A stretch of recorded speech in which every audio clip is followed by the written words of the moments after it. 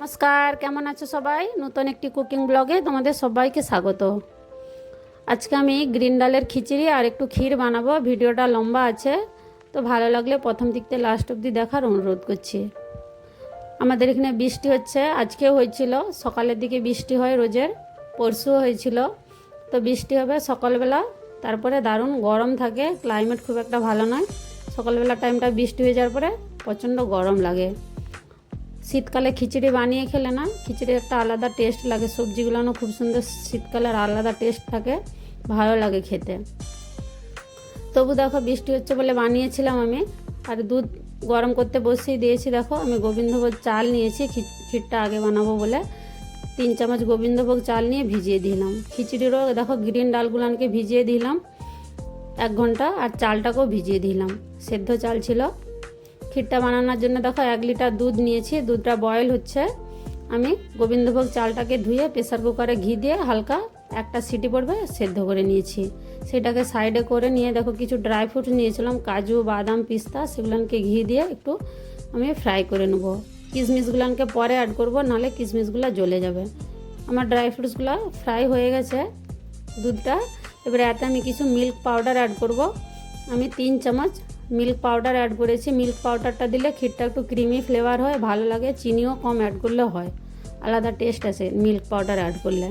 দেখো গরম দুধের সাথে আমি ভালো করে বাউলে গুলে অ্যাড করে দিয়েছি। এদিকে চালটাও আমার বয়েল হয়ে গেছে, দেখো কত সুন্দর, আর তাড়াতাড়ি হয়েও যায়। কুকারে চালটা তুমি যদি সেদ্ধ করে দাও না, তাড়াতাড়ি ক্ষীরটা পেকেও যায়। তো আমি ড্রাই ফ্রুটসগুলো কেটেও অ্যাড করে দিয়েছি, আর 2টা এলাচ নিয়েছিলাম, তাকেও পাউডার করে অ্যাড করে দিচ্ছি ক্ষীরের সাথে। ক্ষীরটা যতক্ষণ সাইডে হচ্ছে, দুধটা বয়েল হবে, আমি কিছু সয়াবিন ভিজিয়ে রেখেছিলাম, সেগুলো ফ্রাই করে নেবো খিচুড়ির সাথে দেওয়ার জন্য। আমাদের ঘরে সয়াবিন খেতে খুব ভালোবাসে সব বাচ্চারা।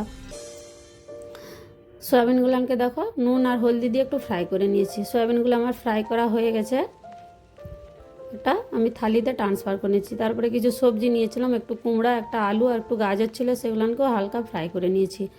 দিয়ে দেখো চালটা আর গ্রিন ডালটা ভালো করে ধুয়ে, এতে মুগ ডালও অ্যাড করেছি 1/2 কাপ, ভালো করে ধুয়ে সেটা একটা সিটি পড়বে আমি নুন দিয়ে সেদ্ধ করতে চাপিয়ে দিয়েছি। খিচুড়িটা মশলাটা বানানোর জন্য দেখো আমি সরষের তেল নিয়েছি গ্যাসে, কড়াইয়ে। গ্যাসে দেখো চাপিয়ে দিয়েছি একটা তেজপাতা আর দারচিনি আর 2টা লং দিয়েছি। দিয়ে একটা টমাটোকে কেটে বড় বড় পিসেসই কেটেছি, কেননা কুকারে বানাবো। 1 চামচ আদা আর কাঁচা লঙ্কার পেস্ট দিয়েছি, হলুদ 1 চামচ, লঙ্কা গুঁড়ো 1 চামচ দিয়ে হালকা একটু জল দিয়ে মশলাটাকে একটু কষিয়ে নেবো, যাতে জ্বলে না যায়, ওই জন্য জলটা অ্যাড করলাম।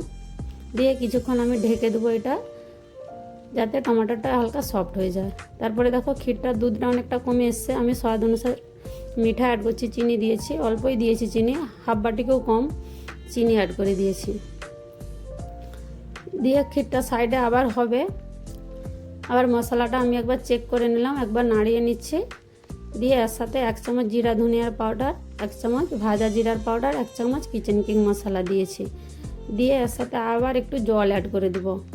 অ্যাড করে দিয়ে আবার কিছুক্ষণ এটাকে 1 মিনিট আমি ঢেকে দেবো, যেমন ভালো করে মশলাটা থেকে তেল ছেড়ে যায়। ক্ষীরটা দেখো এরকম বয়েল হয়ে এসছে, অনেকটাই কমে গেছে, আর একটু বয়েল করব, আর একটু অনেকটাই পাতলা আছে এখনও। কুকারে দেখো চালটা আমার ডালটা সেদ্ধ হয়ে যেতে ঢাকনটা খুলে আমি মশলা আর সবজিগুলো অ্যাড করে একটু গরম জল দিয়ে আবার এটা আরেকটা সিটিতে এটা সেদ্ধ করে নেবো সবগুলা। খুব সুন্দর লাগে, এরকম করে একবার বানিয়ে দেখো, তাড়াতাড়ি বেনেও যায়।